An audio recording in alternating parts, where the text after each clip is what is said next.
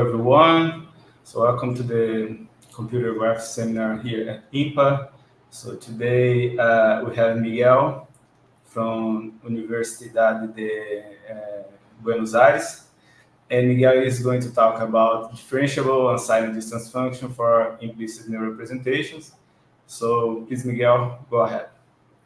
Okay, first of all, I wanted to thank you guys and the Bitgram group for inviting me. And okay, so this is a work I did with Viviana Siles and Emanuel Yaruzzi for my master thesis which ended up with a paper that we presented at CVPR last year.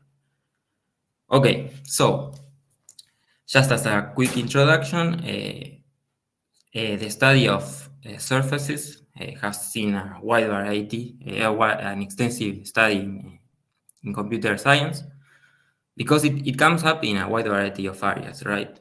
From games and movies to, like, well, nowadays we see a lot of papers about self-driving and this kind of problems. Also medical imaging, right? This is a figure, for instance, of a paper that performs classification on the surface of a brain.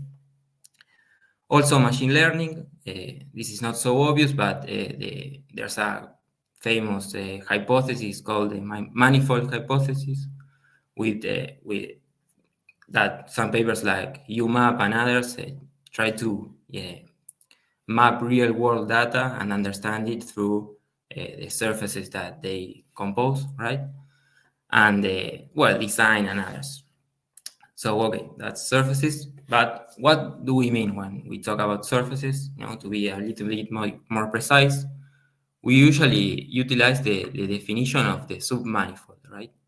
The submanifold basically says, okay, you have a set of points, right, in R3, for instance, that when you look at each point locally, it looks like the Euclidean plane, right? And what does it mean that it looks like? Well, that we have a map, right, a function that goes from one to the other, which is invertible. Yeah, so of course we can make this more general and have an m-dimensional surface embedded in n-dimensional space. But in this paper, we only focus on this case, right? Which is the definition of the sum. Okay. So one question that rises when we talk about surfaces is, how do we represent them in a computer? One option is to use a point cloud, right? The point cloud is just we store a subset of the points that compose the original surface. This is great because it's very simple. It's very useful. It comes up all the time because 3D scanning methods like LiDAR and other usually give you this kind of output, right? But the problem is that we lose the connection between points, right? And if we look at each point locally, it doesn't look like Euclidean space anymore. So the math doesn't work as well. So another option is just to use polygonal meshes, right? Which is, we have the point cloud and we connect it using planar polygons like triangles. This is great, but also has a disadvantage that is a discretization of the original surface. And this can be seen, for instance, when we try to compute the curvature of the surface itself. It's not so simple because now like we see, the original dolphin has some curvature, right? But when we compute the curvature on the triangle mesh, for instance, the triangles have a zero curvature, and on the seams or the edges of the mesh, we have infinite curvature, right? So we have to define the discrete curvature in new ways to have some meaning. And other option is to use implicit surfaces that we represent the surface in a fully continuous way, right? But how do we do this? Okay, the idea is to not represent the surface itself, but rather represent it as the roots of some function f, for instance. So a sphere, for instance, we can define as the zero-level set or the roots of the function norm of x minus 1. Here in this figure, I plotted the values of this function norm of x minus 1 on a plane that cuts the origin, right? And so we can see that we get these patterns that rises as we get away, and the black line shows the surface, our zero level set. Okay, but now the question is rather not how we represent the surface, but how do we represent the function, which is a much more a more common problem in computer science. So first of all, if we are given an arbitrary surface, right, like the dolphin from earlier, there are an infinite number of functions which whose roots are implicitly encoded, right? So we have to pick one. Usually we use the signed distance function because it's very useful for downstream tasks like rendering and other. And the signed distance function is just the function which gives the shortest distance to the surface when you are outside of it, and minus the shortest distance when you are inside it, okay? But how do we compute the signed distance function? Okay, so we have a few options. So let's say we are given a point cloud, right? That is a subset of the points of the surface. And we want to compute the signed distance function, which defines the surface itself implicitly. One option is to use an on-the-fly method, which is just like, okay, we are given the points and we run some algorithm to estimate the signed distance function. This can be, for instance, we perform nearest neighbor queries and then compute the distance to those nearest neighbors, and then discriminate between if we are inside and outside to determine the sign of the value. It has a clear weakness in that it's very computationally heavy, right? And it doesn't scale up if we are doing thousands of queries. So another option is to say, okay, I'm going to approximate the signed distance with a linear sum of function bases, a typical approach. And we can approximate these coefficients using, for instance, least squares or some other method. This also has a problem in that if we want a very precise approximation, the number of functions that we have to use is very big. And this not only is bad for the least square of optimization because it's slow and the matrix can be prohibitively big, but also doing evaluation, we have to perform thousands of sums of functions, right? So this is expensive. And recently, given that neural networks are all over the place, it's because of these neural networks are probably the best way we have to generalize functions nowadays. Why? Because neural networks are nonlinear functions, so we can do more expressive stuff than just summing linearly summing functions. And also the GPUs that we have let us evaluate these neural networks super fast and also optimize for them very fast. Okay, so implicit neural representations is the problem of finding a neural network which represents the signed distance function, for instance, in this case. So this was a work done by Park Jong-Jun called DeepSDF, which came out in 2019, which I believe is the first this kind of thing, where they took this problem as a classical learning problem, where you generate a data set, right, on some domain of x, y, z points, and compute their signed distance function on their domain through some on-the-fly method, right? But you pre-compute this, and then you train a neural network to give you the output in a supervised way. Okay. Later on, in 2020, just 1 year later, it came out this paper called Siren, where they said, okay, there's a better way actually to approximate the signed distance, which is using this known result from partial differential equations that states that the SDF, the signed distance function, is actually the solution of the Eikonal equation. The Eikonal equation is the equation that looks to find a function u whose gradient is unitary on the domain, subject to that the function is 0 at the surface, right? We want the function to be 0 at the surface. And additionally, that the gradient at the surface is like the normal field of the surface. I will explain this a little bit better later on, but that's the idea. So I have to make a comment here that actually when I say solution, I'm lying. And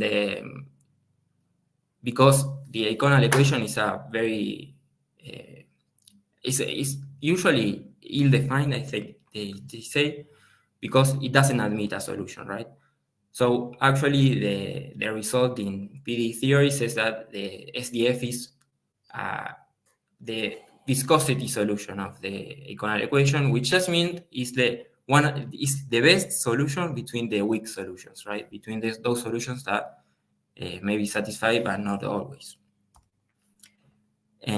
So Siren, what they did was propose to utilize a sinusoidal activation function neural network because this type of neural network allows for better control of the supervisation. So it lets you supervise better the gradients and higher order derivatives of the function itself, right?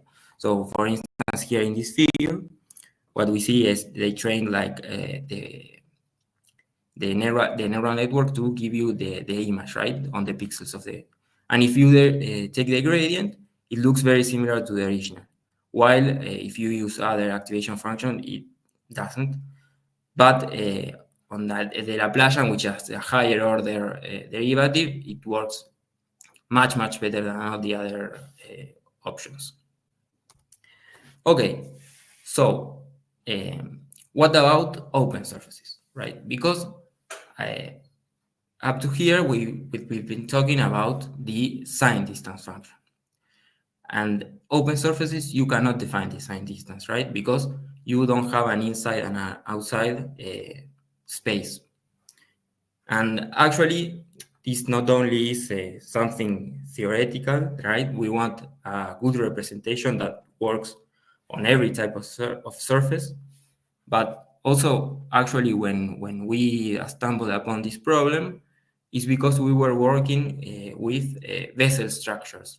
Vessels are veins from the body, and we used an algorithm to generate those vessels, which are later on used for simulating like blood fluids and stuff to learn about how, for instance, some medication goes through the body and that type of stuff.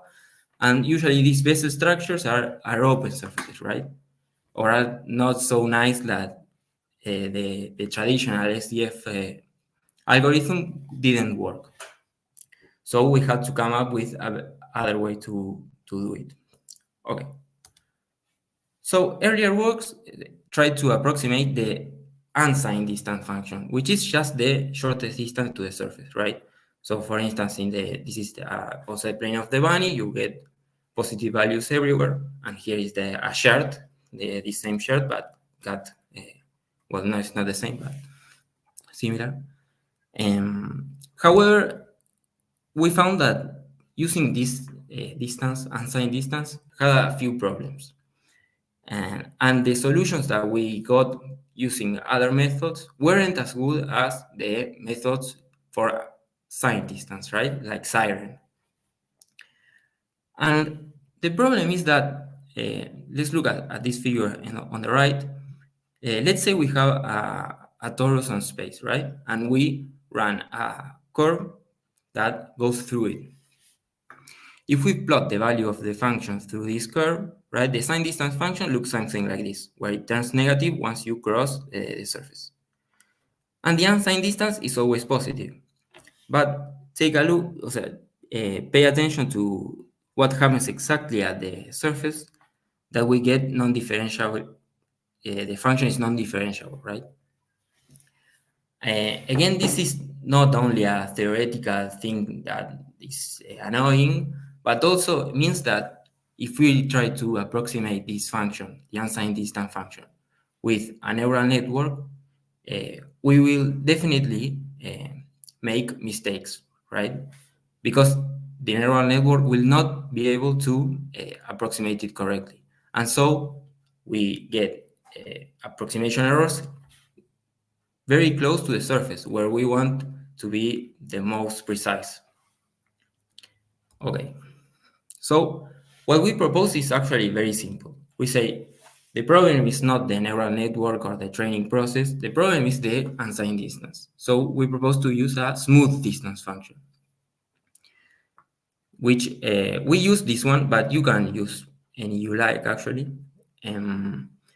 This function, to talk about a little bit about this formula, you can, this ds term is the distance, right? And if you're very far away from the distance, right? So the ds is big, the hyperbolic tangent looks like 1, right? 1 everywhere. And so this term cancels out and you get something very similar to the distance. Now, if the distance is if you are close to the surface, right? If x is close to the surface, the distance is small, and you get the hyperbolic tangent looks like a linear function, and so you get alpha ds, right? And you get a quadratic, or I should say squared distance value. This alpha term is a fixed parameter that we use that basically, if alpha is big, the quadratic band, the quadratic band near the surface is smaller, right? And if alpha is small, then this quadratic band is bigger. So the function looks like a squared distance, more far away from the surface. And okay, so looking back at this same figure with the torus, right? So the unsigned distance look like you have these spikes in the at the isosurface, and with using this scaling, it looks exactly the same. It's far away, but when you are near, you get a smoothed out quadratic graph. Okay, so similar to SDFs, we propose this function t is a solution of this other PD, right? Which is an Eikonal equation also, but where we don't want the gradient of u to be, the gradient norm to be 1, but to be equal to this phi function that I will show in the next slide. The function also has to be 0 at the isosurface, right? This is the same. And this is the other thing that is different, that we want the gradient to be 0 at the surface. Earlier, it was like the normal, right? Here it's 0. Why it's 0? Well, because it's a minimum, right? At the isosurface, the function estamos into a minimum, so the gradient has to be 0. Again, when I say solution, I'm actually lying. This is not a solution. They are a solution because this problem usually doesn't have a solution, but it's a weak solution. Okay, so phi is basically just the norm of the gradient of t, which follows this formula that we can compute easily when you have the distance. Okay. So, as I mentioned earlier, what happens with the SDF is that when you are at the isosurface, right, if you take the gradient, you end up with the normal field of the isosurface, of the surface, sorry. Why? Well, because if you think about it, the gradient gives you the direction of steepest ascent, right? So in terms of the distance, is the direction in which the distance grows the fastest, the fastest way to get away from the surface. And that is clearly the normal. However, in our function t, we have a problem, right? Because the gradient at the isosurface is 0, because we are at a minimum. And so we lose the ability to get a good approximation of the normal field. And I should mention that the normal field is super useful for downstream tasks. If you ever coded a renderer, right? The illumination techniques use the normal field, and they are used all the time. But and I think this is the best. How do you say? Yeah, the nicest result from our paper is that we can actually recover the surface normals by looking at the principal curvatures. Okay, so what are the principal curvatures? Just to be a quick summary, give a quick summary. Let's forget our surfaces and look just at a calculus class. Let's say we have a function f from R2 to R, right? That is x minus 1 squared. So if we look at the gradient at the origin, right, is 0. However, it is clear that there is a direction in which this function has grows the fastest, right? The function graph is the steepest. But we cannot recover this direction looking at the gradient. We have to look at the Hessian. Why? Well, because we need to see not the rate of change of the function, but the rate of change of the derivatives of the function. So in this case, the Hessian is this matrix, right? Hessians are always symmetric, and so they have an orthonormal basis of eigenvectors. So in this case, V1 and V2 are the eigenvectors of the Hessian matrix, which are associated with 4 and 0 eigenvalues, right? Kappa 1 and kappa 2. And so we see V1 shows the direction of steepest ascent, and V2 the direction of slowest ascent, I should say. That is just going through the zero level set of this function. Okay, so in the same way, we can obtain the normal field of the surface by looking at the eigenvectors associated with the highest eigenvalue of the Hessian of T, right? So what does it mean? Okay, let's say we are with the neural network. If we want to obtain the normals, we have to evaluate the neural network at the surface, right? Differentiate 2 times to get the Hessian, and then diagonalize that Hessian to obtain the eigenvectors. However, there's something that I'm not mentioning here, is that there are 2 eigenvectors associated with each eigenvalue, right? I mean, there are an infinite amount, but if we only look at the unitary ones, there are 2, V1 and minus V1. So actually, we cannot decide which normal vector is the correct one. This is a problem in downstream tasks. I will mention later on how do we deal with it during, for instance, field tracing. But there's an argument to be made, which we made in the paper, that this, I shouldn't say desired behavior, but it's the expected behavior, right? Why? Well, because open surfaces are not generally orientable. An orientable surface is a surface that you can assign a normal vector to each point, in a continuous way. And if you look, for instance, here we have the Moebius strip. You guys might have heard of it, in which if you assign for instance, let's look at this point, right? We assign this vector, right? This normal vector. Well, if you start moving, it should point this way, right? When you get to this point, it should point this way. When you get to this point, it should point this way. And when you go all the way around, it's pointing the other way, right? And so you can decide which direction is the correct one, because there is no one correct direction. Okay, so how do we train? And this is another thing that is nice about this approach, is that we can just borrow everything done before, right? Like in Siren and other papers, and just use it like a black box. So we generate a data set of oriented surface points right? So that means points with in the surface with their normals, and also domain points, which are just points in the volume, and compute their ground truth distance with some on-the-fly method.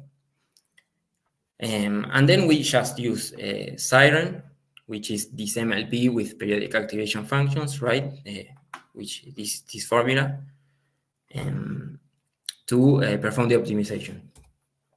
Okay, the loss function that we use is it goes like this. We have one term for each equation in the PDE. The first term corresponds to the Eikonal equation, where we just ask the norm of the gradient of the neural network to be the same as this phi function that I showed earlier on the whole domain, right? Then the Dirichlet boundary condition, where we ask the function to be 0 at the surface. The Neumann boundary condition, where we ask the gradient to be 0 at the surface, right? We can just do that by looking at the norm. And additionally, given that we have the normal field, we can supervise also these unitary principal curvature directions, right? That I talked earlier. So during evaluation, we do this about, we evaluate the points at the surface, we backpropagate 2 times to get the Hessian, we diagonalize that Hessian, and we get the highest, direction, the eigenvector associated with the highest eigenvalue, and force it to be aligned with the normal field. That sounds like a very complex operation, and it actually is, right? Using this loss term takes twice as long the training as just using the first 3. But I will show later on that it makes a difference. Okay. So just to show some results, we compare here with Siren, because just to show what happens when you use the sign distance on an open surface, right? You get closings of the holes. This is cap UDF was another method that learned the UDFs. Actually, they don't learn the UDF itself, but what they do is they force the neural network to they project points on the surface, and they force those projections to align with the normals. It's a very cool paper, but it has some issues. Like, for instance, here we have a lot of noise in some ports, and also it tends to close holes. So here you cannot see it very well, but this I don't know how this is called in English, but it's closed. Also this one, and our method where we maintain the topology correctly. Okay, here's a close-up. You can see the errors. Also, we see some noise in our surfaces. We argue that this is not so much because of the field we approximate, right? Not that the learning failed, but because these results we take by applying marching cubes, right? And actually, if you remember marching cubes, you need a signed distance. You cannot use marching cubes as it is on an unsigned distance. And so these methods, what they propose is to not look at the sign of the function, but rather the gradient, right? And so in marching cubes, when you get to 2 points, earlier when you get to 2 points, you got to 2 points that had a different sign, you could tell that there was a surface in between, right? The 2 points. And here what they do is, okay, they sample these 2 points, but they look at the gradients. So if the gradients are looking in opposite directions, you can estimate that there is a surface in between. But of course, that fails very often. If you don't pick a coarse enough grid, this fails, and it's very sensitive to noise in the gradients, and also the linear the linear interpolation doesn't work as well, so it has a few problems. Okay, another result here, you can see clearly that the cap UDF closes these bands where it shouldn't, right? Siren also. But okay, again, the result is much smoother than ours. But we maintain the topology. Okay, so another result that we got is that by properly being able to approximate a distance function, we are able to perform sphere tracing, right? Sphere tracing is this algorithm where you shoot rays from a pinhole or camera and propagate those rays until you hit the surface, right? And you can advance those rays by the value of the distance at the sample point, because you know you won't miss the surface that way. However, in CAP UDF, they don't approximate a distance function because they do this thing about the projections, right? And so sphere tracing fails. And you see here, for instance, that the beetle car, the rays tend to miss the surface and only hit it afterwards. While in our case, it works fine. Okay.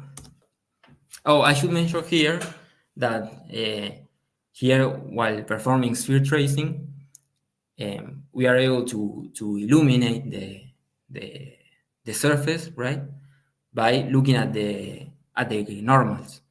But I mentioned earlier that we couldn't decide which direction of normal to take, right? Both are fine. And in sphere tracing, it's easy to solve because you just take the normal direction, which aligns or is opposite to the direction of the ray, right? And if you do that, all the normals will be pointing your way, and the rendering will work. Okay, another cool thing you can do is being able to extract a normal surface, a normal field. You can compute mean and Gaussian curvatures, right? Which are two properties that see a very widespread use in computer graphics and all sorts of tasks. And how do you do that? Well, the mean curvature, you can extract just by taking the divergence of the normal field, which again you can do with automatic differentiation, right? So we do all this thing about backpropagating 2 times and diagonalizing, performing the diagonalization of the Hessian. And then when we get those vectors, we perform an extra divergence step and lets us compute the mean curvature. And the Gaussian curvature is similar, but you have to compute the Jacobian of the normal field and build this weird matrix and then compute the determinant.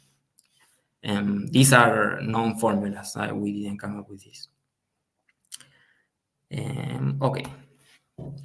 So as a last note, I mentioned that this supervision of the normal field gave us good results. And here in this image, you can see. So in the first column, you have the results when you use this loss term, right? And the second column, when you don't use it. And as you can see, there is a greater amount of detail on the armadillo, right? For instance, this chin of the armadillo here, you see that you get a lot more spikes and stuff, and also on the arms, on the mouth. Here with this other model, the same, right? So the hair, you get a much more detail.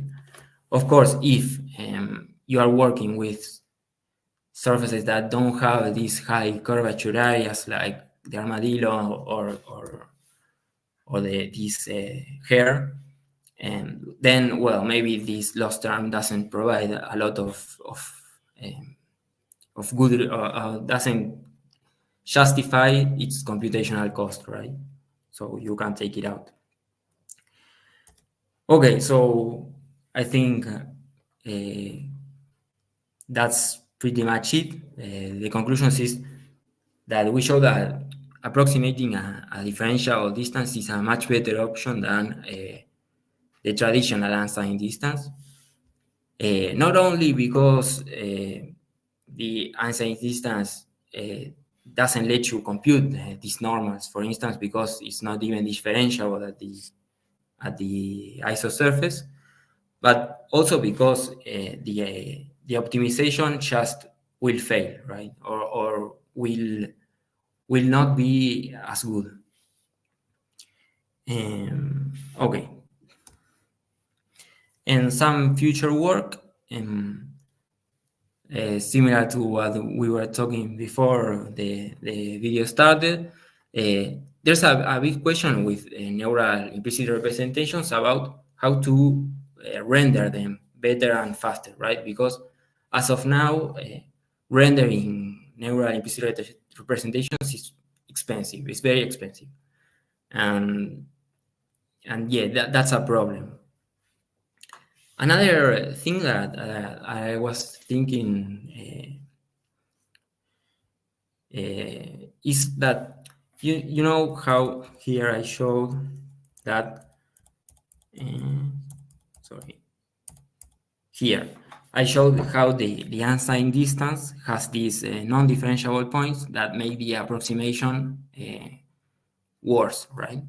Well, actually, signed distance has also points where it's not differentiable, right? These points in the space that are which are close to two or more points, right? Or equidistant to two or more points on the surface are non-differentiable. And so Siren, for instance, which is a differential neural network, can never approximate these points correctly. And so maybe we can do something similar to what we did here, trying to find a function that doesn't have these spikes, right? And maybe that gives us a better way of learning these functions. Like I put here, maybe some weak formulation of the Eikonal problem, like what we use in final element methods. But I don't know. I should think about this. And this is what I've been working lately. That maybe there is some application. Oh, yeah. So there aren't many applications, or I can't think of any application in which neural implicit representations outperform triangle meshes, right? In rendering, in computer graphics, in engineering tasks, almost always triangle meshes are better. And okay, yeah, implicit representations are nice because you have a continuous space and you have infinite resolution, but that resolution also you can't make use of it because rendering is super expensive. And you know, how can we make them or what task can we find in which they are better? And I've been thinking about how maybe to solve partial differential equations, these representations are better. Why? Well, because defining the Laplacian, for instance, the Laplacian operator on triangle meshes is quite complex, right? And there are multiple definitions of the Laplacian, each one with its advantages and disadvantages, right? There's a famous paper called something like Laplacian operator, no free lunch, which talks about how every Laplacian operator is equally good in some sense, and there is no one that has all the properties that you want. But in neural implicit representations, actually, there's only one definition of the Laplacian that you can use, and that resembles very much or is as close as it's like a fully continuous Laplacian representation, so a Laplacian operator. And so I've been trying to use it to, for instance, solve the heat equation on the surfaces. Okay, but I haven't had so great results as of yet, but that's what I've been working on. Okay, that's the paper. Thank you. Okay, thanks, Miguel, for the very nice presentation. So yeah, I have a lot of questions here, but I would like to, well, the people who is watching us on YouTube can like post some comments there, the questions, and I ask, I pass them to Miguel. Okay, so I had Vinicius and Guilherme here to help me with the discussion because we have a lot of we have a big intersection in the questions in the work that we are doing. I don't know if Vinicius and Guilherme want to start. Yeah, actually, I'm hearing noise. No, that's okay. So, Miguel, can you go back to the future work slide because I want to discuss some of those points. First, we can render new implicit representations faster. Actually, we are working on something. We had a paper submitted to CLR. I was discussing that with you before. And what we do is we use the fact that we may have several different versions of the SDF. In our case, we are working with SDF. So we have a coarse version of the surface and also other more detailed versions. And this base coarse version is very good to approximate, for example, what you need for speed tracing to reach the surface. So we have this first approximation, and then the other approximation, the more detailed, we train just on the neighborhood of the surface, and that actually is quite performant. We achieve real time actually. Yeah, With because there you actually have the you have a solution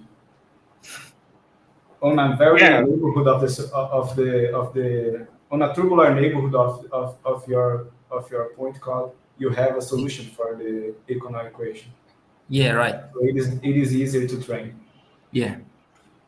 yeah, we may discuss that a little bit further later on, but the general idea is that one. We have several versions of the SDF, and then we train the base on the entire space, and the other more detailed versions we train on just the tubular Yeah. neighborhood.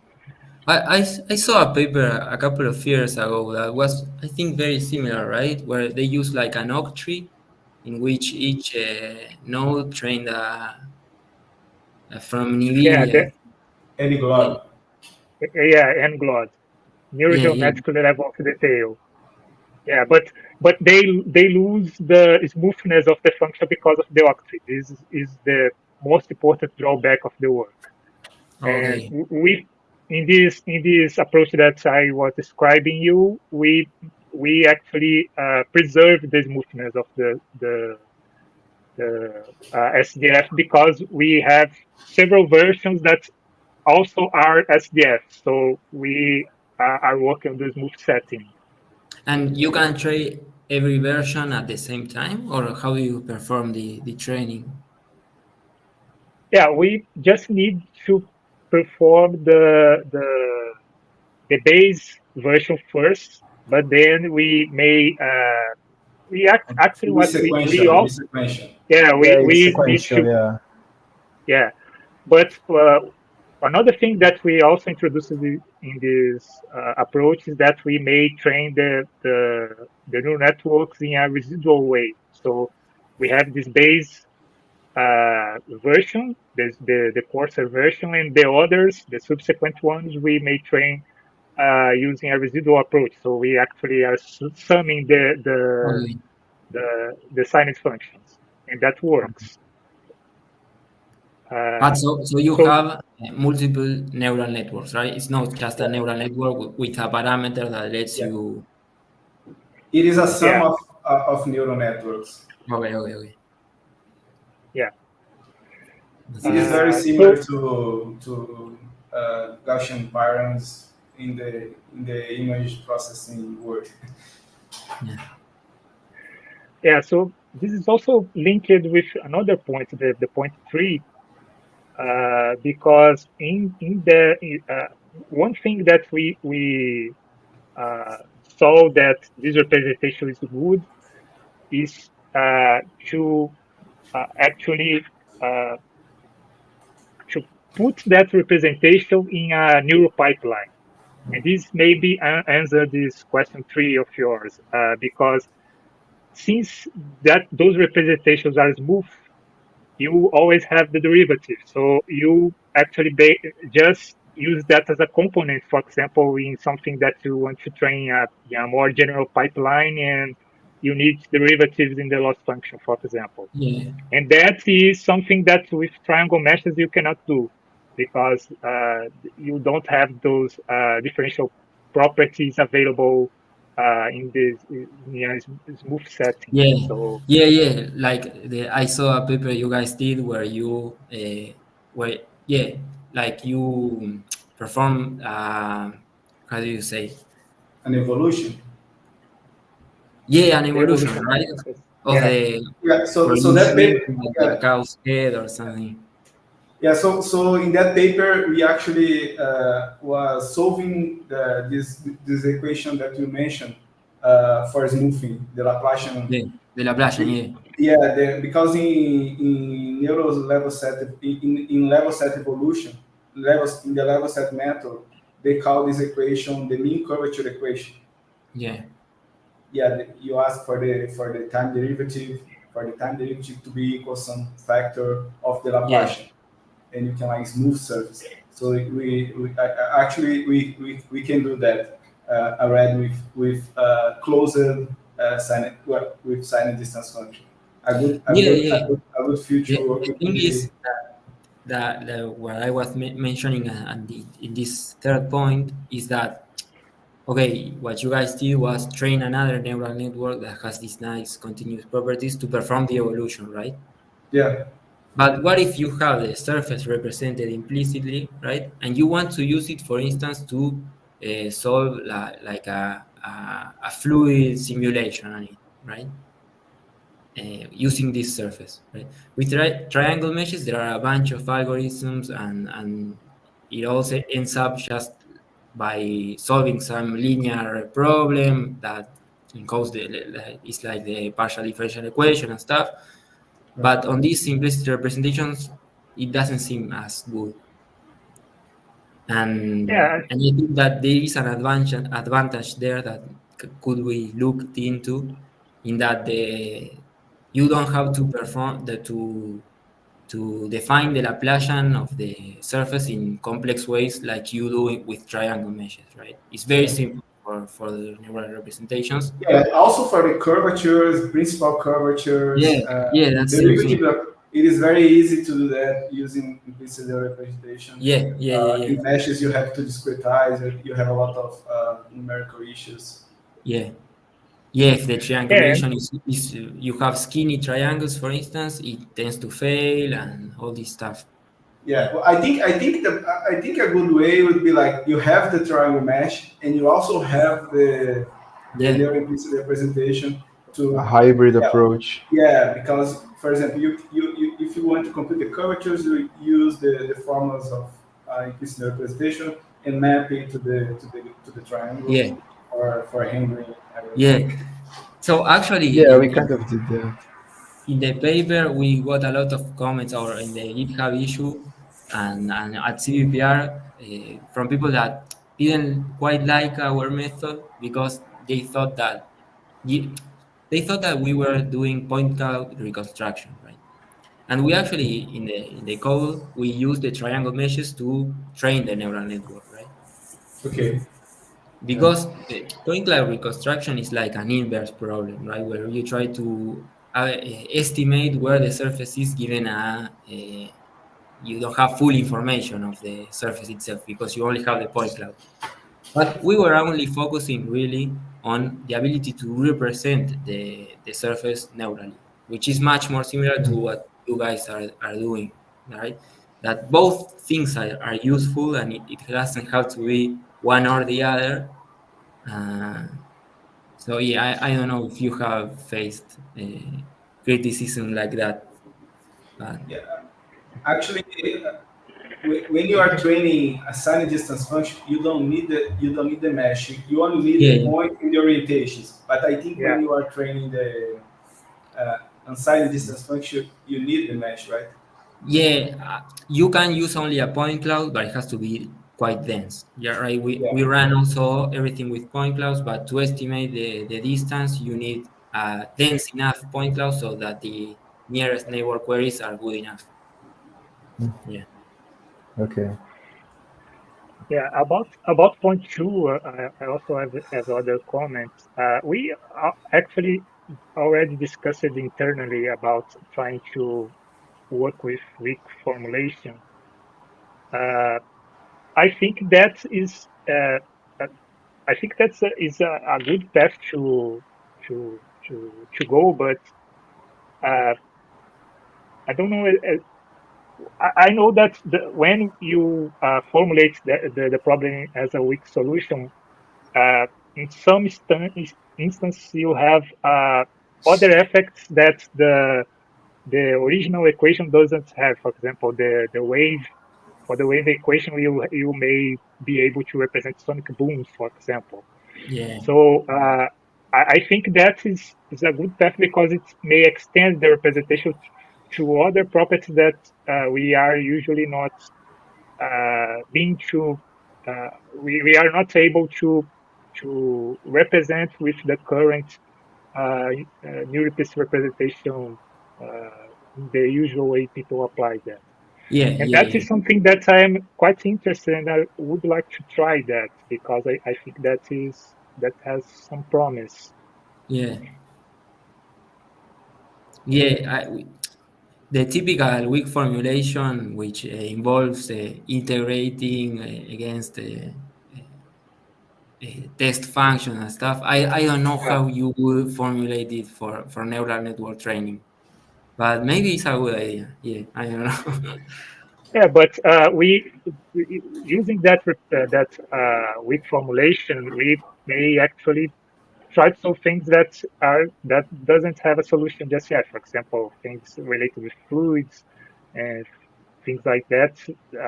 Maybe we could use neural networks to represent that more efficiently. But Yeah, probably we have to work on that way to represent the problem in a very rational way. So yeah, yeah, that's yeah, yeah, I think that is a good problem to think about. yeah, Yeah, I would train the network on a neighborhood of the point clouds because there we know that solution is very good and do a very coarse approximation outside it. I, yeah. I That's think a very we, yeah, practical way of yeah, approaching the thing. Yeah, yeah, Yeah, yeah, and that kind of thing even helps with marching cubes, actually. That was a result that we have. yeah, Like, for instance, the marching cubes of the armadillo using a 512 by 512 by 512 voxels. It took like 10 seconds, I guess, just to sample the SDF.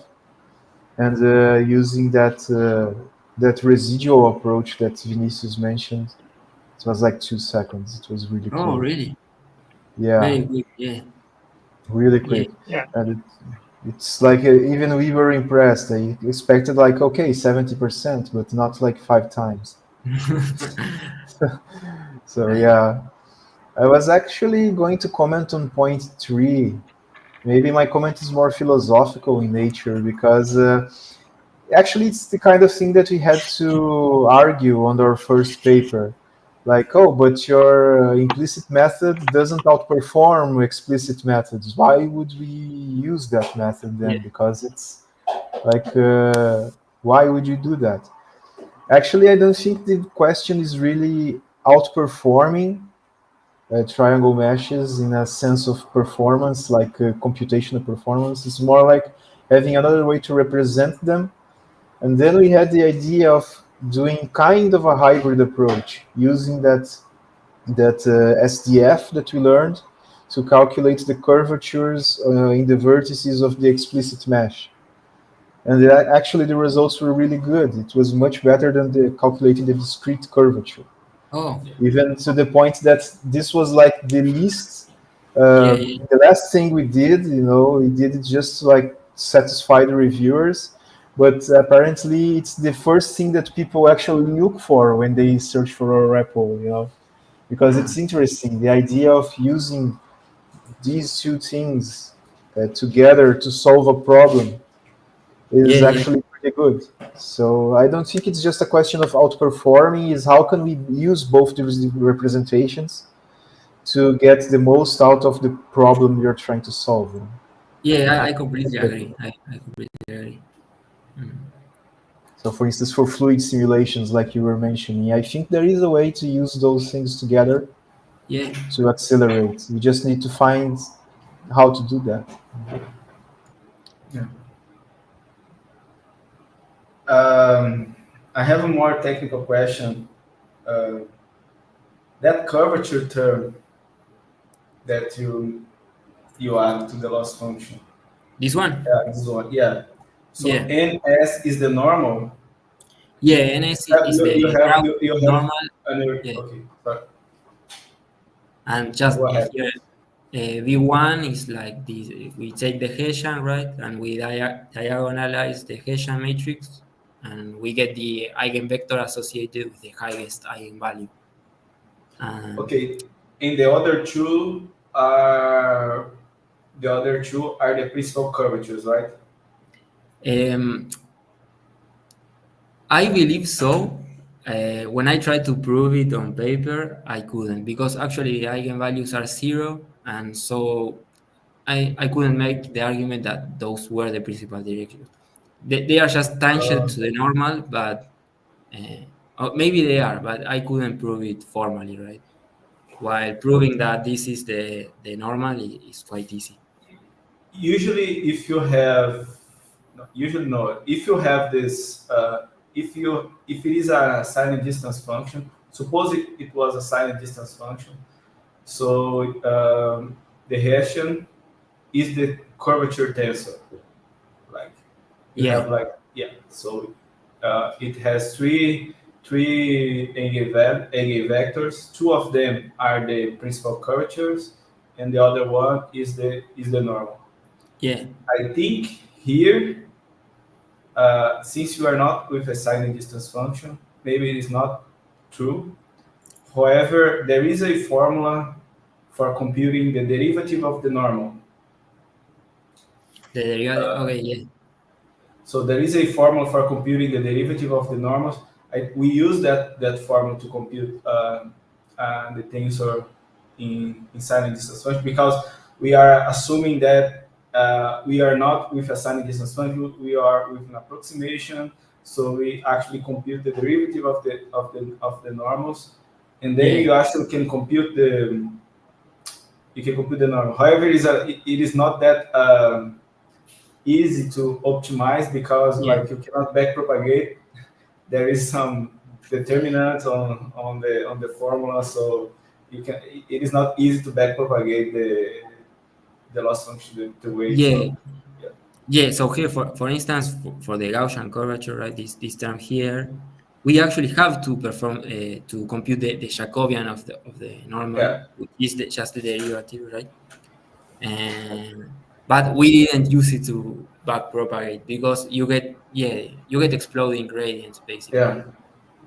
Optimizing, training for this stuff is very hard. But just Okay. to So use yeah. it for these visualizations, it seemed to work okay. Like maybe it's not perfect. It's definitely worse than when you use just Siren, like the SDFs that you guys were using. This is definitely worse because you get a lot of approximation error during the back propagation, but it seemed to work well enough. Yeah. And so yeah. Okay, so this is this V1 should be the normal of that surface, right? Yeah. And you are just aligning. Well, it is along the normal direction, and Yeah. you just align the normal, the ground truth normal. Okay. Yeah, so actually, also, maybe I didn't mention this, but you have to take the absolute cosine similarity because you Yeah. don't know which direction it is. Both Yeah. are right, so you just take the absolute value. I see. Okay. So I think that's connected to the other question that I have. If you use this formulation to train on closed surface like Armadillo, Yeah. have you compared with training with the classical sign distance function approach? Yeah, we compared it on this kind of thing is usually pretty hard to use metrics, right? Because we Yeah. use chamfer distance, but chamfer distance doesn't truly show like how good the surface is. Yeah. And chamfer distance actually gave us better results than using siren. We trained on cars, ShapeNet cars. Um, but when you look at the results, siren is much smoother and Because you are probably instructing using marching cubes, right? yeah, and this marching cues method that we use is very very bad. I don't like it. Yeah. Yeah. Probably if you do some street tracing, it would be better to compare. Yeah, yeah. Or So even using earlier the this year, I Hausdorff was distance. trying to render perform the marching cues via sphere tracing, right? Given that we can use sphere tracing, what we did was, okay, we should, add, rather than looking for the surface by looking at the consequent grid values, right? Like typical marching cues, we just should raise in the grid, right? In the Yeah. every direction, and we look at the surface. And then we perform like dual contouring or something to extract the image. Okay. But I didn't work any Yeah, I see. further I on see. that because I got bored of UDFs and I think Guilherme's mentioned house of, but the problem is the same. The problem I I think mean, is extracting the mesh because they no. don't have the negative and positive. Then yeah, you kind of Yeah, right. Yeah. I forgot about that. Yeah, like, yeah. In this case, it's kind of it's even harder to get a good metric because even if you find a metric, there is will always be some kind of question like, oh, but this metric doesn't measure blah. yeah. And then you yeah, can. It's always kind of like that. yeah. Yeah, you could, for example, make street trace for both approaches and then make perform a image comparison metric. Maybe Yeah, more Yeah. that's qualitative. better. Yeah. So have you tried to learn the mob strip No, before that? I actually No. haven't, but You know that this is the IMPA, the logo of IMPA, right? The it's mob strip. no, I Yeah. didn't. So we have a question here at YouTube, Danielle. Did you think you see any methods which try to estimate unsigned distance from images? um, I mean, for example, if yeah, you are training an Earth, you could use this unsigned distance function approach to to learn the geometry. yeah. I think So he's actually, asking in this direction. learning a UDF is easier in some sense than learning an SDF because in SDFs you need to well, not with siren, but usually when you have points in the space, right, you need to compute the ground truth by getting the sign distance, right? Like, well, I will show the slide. So here, what deep SDF did, right? When you need to supervise for the SDF, well, you need to compute the SDF, and computing the SDF is much harder because you need to know if you are inside or outside. Yeah, And I believe other methods with the UDF, just knowing the distance to the surface, which is an easier problem, you can train. But I haven't seen it applied to images, or I can't think of a paper that did. Yeah, because also these open surfaces are cool in theory and this type of shards and things, but in real world, like you can never observe an open surface in real world, right? Like things always have some thickness, and if you have Yeah. better to use just the SDF or some other thing. Yeah. Yeah, I see. This problem I was mentioning about the veins is because veins are so small, and also the data set that we were using was generated with those holes. But if you are scanning or doing something from images, probably just if you take in account the thickness of the material is fine, right? Regarding the boundary of the boundaries of the surface during the training, you do some like special No, treatment on that region. Or, no, and it's a problem. Maybe I can show the yeah, I saw results. some like some noise on the boundaries. Yeah, the boundaries during this type of extractions have noise, and also we have like a little bit enlarged boundary, right?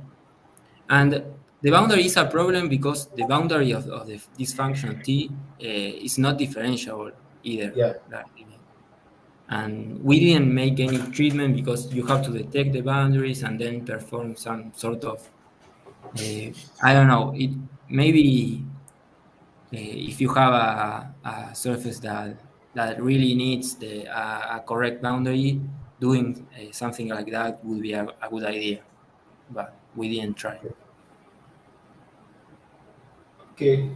Any more questions? Um, So okay. I have a question for you guys. In that, Okay. so if regarding this third thing that I mentioned here, if you guys have good papers or ideas on ways that these neural representations are better than triangle meshes, please email me because I'm very Okay. interested. Okay. Yeah, Maybe this our paper. We published a paper on ICCV talking about implicit surface evolution. I can share it with you.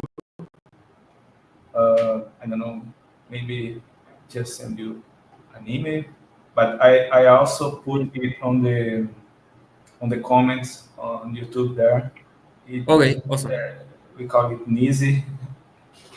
Uh, great, thank you. Let me share. I don't know how can I share it. Maybe I just send you. I'll send you later. Uh, Yeah, I think it is regarding it is regarding this the third question. okay, yeah. There is also the other paper that I Yeah. mentioned. That is the submission for yeah. ICLR. I may send it to you as a preprint, and we may Oh, discuss that afterwards. yeah, that would be very cool. Mm, yeah, Yeah. thanks. Yeah. So thank you, Miguel, again. Very nice presentation. I will just end the streaming on YouTube. So Okay, thank you. thank you.